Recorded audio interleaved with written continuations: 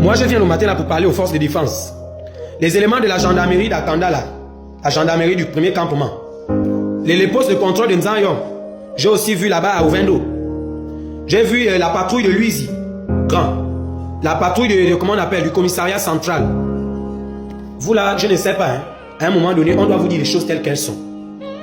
Quand les citoyens agissent mal, avant de procéder à l'arrestation d'un individu, vous devez d'abord installer la pédagogie, qui n'est autre que la sensibilisation, ramener l'individu à l'ordre. Est-ce que vous comprenez? Parce qu'aujourd'hui, on a cette facilité-là, nous, de critiquer les agents.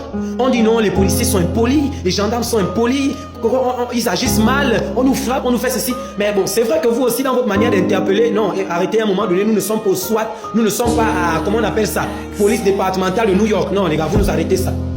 Le Gabon, c'est pas 24 heures chrono. Mais les citoyens, vous devez aussi comprendre que lorsque les patrouilles vous prennent, c'est parce que parfois vous tenez des agissements qui ne sont pas bons. Parlons de la circulation. Tu ne peux pas être chauffeur. Tu roules, il y a plus de 200 véhicules derrière toi, mais tu t'engages à faire une manœuvre impromptue portant atteinte à la sécurité d'autrui. Et tu t'arranges à ce que lorsque la police vient, tu vas dire que ces derniers agissent mal. C'est impossible. C'est impossible. Tu ne peux pas te comporter ainsi. Les mesures préventives et sécuritaires pour vous sont de monter dans un véhicule, mettre une ceinture de sécurité. Mais au Gabon, la ceinture de sécurité est juste utilisée pour passer les contrôles. Et lorsqu'il y a des accidents, on vous retrouve mort. Soit vous faites des accidents ou vous êtes gravement blessé. Après, on rejette aussi la faute sur les médecins qui regardent le cas. Eux-mêmes, ils sont dépassés. À un moment donné, les gars, pour simplifier le travail des autres, assurons-nous d'adopter des gestes responsables, sains et matures. Ce n'est pas tout le temps dénigré, mais à un moment donné, est-ce que vous savez seulement ce que ça fait d'être un élément en treillis? Parce que généralement, on dit non, les militaires, voilà, ceci, cela, ils n'ont pas, c'est pas qu'ils n'ont pas de cœur. Les policiers, les gendarmes, les génies militaires, la garde républicaine, la santé militaire, toutes ces personnes vivent dans les bas quartiers aussi avec nous. Eux aussi dorment dans le noir. Qui dans le pays là aime écouter des lestages? Si ce n'est pas ceux qui ont les groupes chez eux. Bon, nous autres là, les petits là qui sont dans les quartiers avec nous.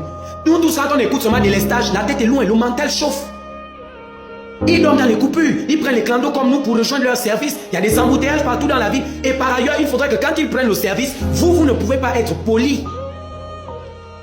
Ils sont impolis, d'accord, mais quand l'agent t'interpelle, si un agent serre le côté, tu serres le côté, tu es sûr qu'il va venir avec la chaleur. C'est pas un agent t'interpelle, il te fait signe de serrer le côté, tu es garé sur la route, tu le regardes. Tu ne fais que lui faire signe, mais j'étais déjà là, non. Non, on t'interpelle, serre le côté. Il vient, tu dis, ah monsieur l'agent, j'étais déjà là.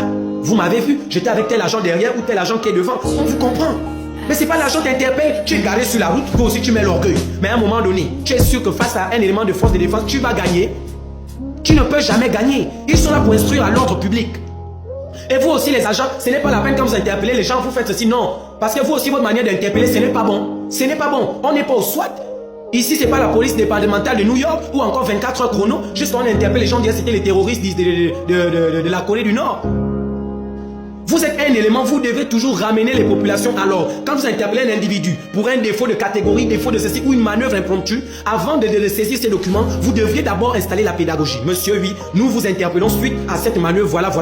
Et au-delà de votre manœuvre, se trouve que vous êtes en manque d'un document administratif qu'il vous faut obligatoirement dans le secteur du transport. Voilà, nous procédons à, comment on appelle, nous bloquons vos papiers ou quoi, rendez-vous au commissariat, bref. Mais vous faites des machins et puis on vous amène au nom alors que c'est pas réellement ça. Moi je comprends votre service. Vous travaillez, vous ne pouvez pas donner votre point de vue. Que ça t'arrange ou pas, tu dois travailler. C'est pas à cause d'une fièvre qu'un policier reste à la maison. Jamais. Jamais. Sauf si on t'a opéré ou que tu as eu une sévère blessure. Mais mis à part ça, ce sont des gens, ils ont aussi une vie, ils veulent vivre aussi. Vous allez dire qui les a envoyés être là-bas. Bon, si eux ils n'étaient pas partis à la gendarmerie, à la police, au génie militaire, à la santé, qui devait assurer la sécurité de qui? Vous allez dire, il n'y a pas la guerre ici, qu'au non, il ne faut rien. Bon, ok, il n'y a pas la guerre, mais à un moment donné, s'il n'y a pas la guerre, c'est à cause de quoi? C'est à cause de qui? Vous êtes sûr que si on enlève tous les agents, on enlève le ministre de la Défense, on laisse au pays comme ça, vous êtes sûr que ça ira? On a la France qui est sur notre dos, les États-Unis, on a les autres qui sont là pleins.